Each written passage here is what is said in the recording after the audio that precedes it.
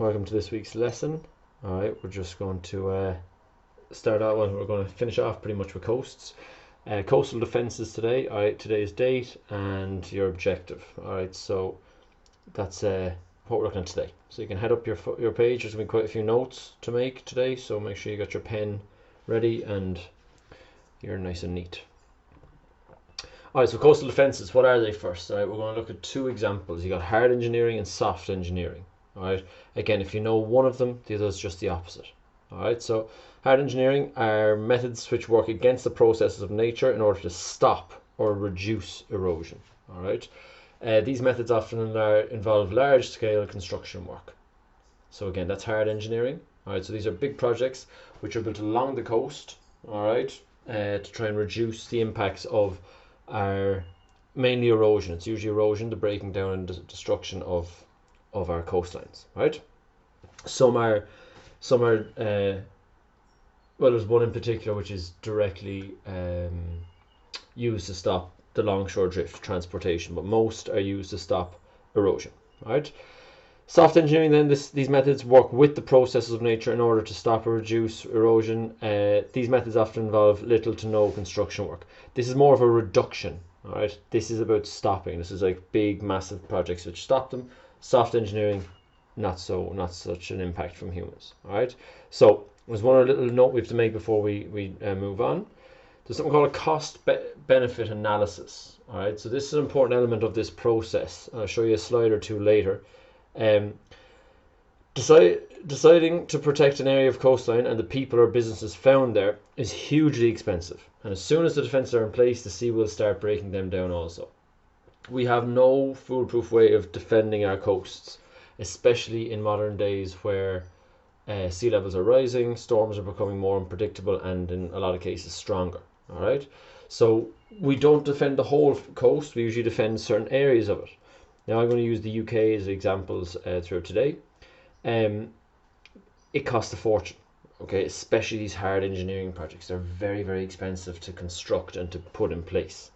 And then almost straight away, the coast will start breaking them down. Now, some of them will last for a very, very long period of time, but they will certainly need to be replaced in the future. All right. So the decision needs to be made to do the do the benefits outweigh the costs, or is it the other way around? So when the government is deciding this, they have to weigh up, right, what are we actually protecting? How much is it going to cost, and so on. This actually causes huge issues. Okay, there's a lot of issues in the UK right now about it because part of the UK coast is absolutely being destroyed at a very, very rapid rate. But so that we need to protect the people who live there, you know. But at the same time, just a little question again, how would you feel if you lived nowhere near the coast, but the government were spending your tax money, the money you've paid the government, to protect other people's homes? All right, so it causes this massive conflict of interests and issues across the board. All right, so whilst we might be thinking, how can erosion and deposition really matter? It's a billion-dollar industry, and people get very, very worked up about this. So let's jump into our first ones. Okay, this in the white. Oh, sorry, all of this bit needs to be made a note of. We're going to start off with groins. Okay, so what we'll do is you can do this. Then this is what the defense actually is, and we got advantages, disadvantages, and if it's hard or soft. So we'll do this for each type of defense. Okay, I think there's about 7 or 8. So I'm not going to go through it all. A lot of it's self-explanatory. Wooden or concrete walls which are built perpendicular to the ocean in order to reduce or stop longshore drift. So these ones actually are trying to stop longshore drift. These are the ones that try and stop transportation of sediment. It helps to build up beaches.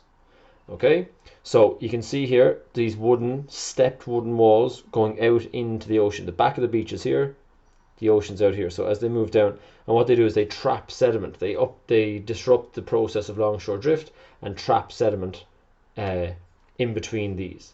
All right, they cost a lot, but they're very effective. They last a long time, but they ruin the look of the beach. One other thing in here is they also, you should add another disadvantage, is these quite often disrupt the natural process and usually lead to a different beach or different area losing out on deposition or being eroded more. So whilst they protect one area, research has found that they often lead to damage elsewhere. Okay, so again, all of these are going to have advantages and disadvantages, and that's also what makes it so difficult to decide which ones to implement. A seawall, and I want you to put the word recurved there. So again, you can write down, this is the type of coastal defence. This is what it actually is. Advantage, disadvantage, hard engineering. Okay. Large concrete or cement walls, which are often curved towards the top. They're used to reflect the energy of the waves back out to sea. So again, what a lot of these defences would actually do is, we know waves cause erosion. So they'll actually try and disrupt or slow down or break up the waves. So the curved wall, the idea of it being curved is that it allows the waves to break, and then they bounce off it and are pushed back out to sea. So a lot of the energy is reflected back out to sea. All right. Again, it's not the nicest thing in the world to have a great big dirty wall along the back of the beach.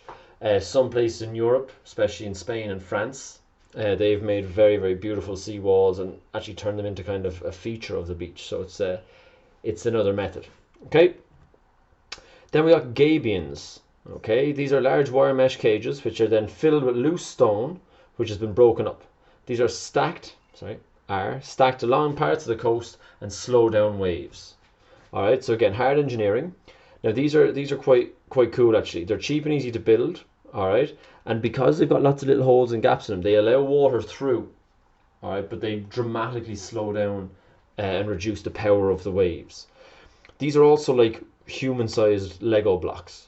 Okay, you can literally stack as many as you want. You can make any shape you want. You can make it as long or as short and as high as you want. So each cage is like a little building block or a little Lego block, and you can construct what you want. So it's actually pretty cool. All right.